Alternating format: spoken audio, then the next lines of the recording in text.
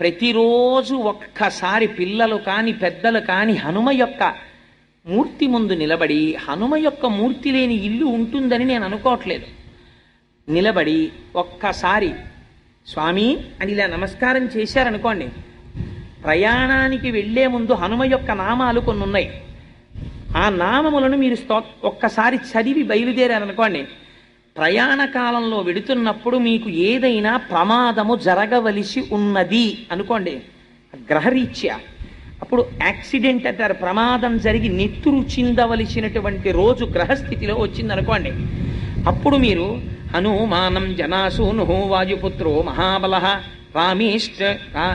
రామేష్ట ఫల్గుణస్సక పింగాక్షో అమిత విక్రమ బుధదిక్రమణశ్చైవ అని ఆ నామాలుంటాయి. ఆ నామాల్ని మీరు ఒక్కసారి చదువుకునేవి ఎన్నో ఉండవు. ద్వాదశైతాని నామాని కపీంద్రస్య మహాత్మనః, 12 నామాలు.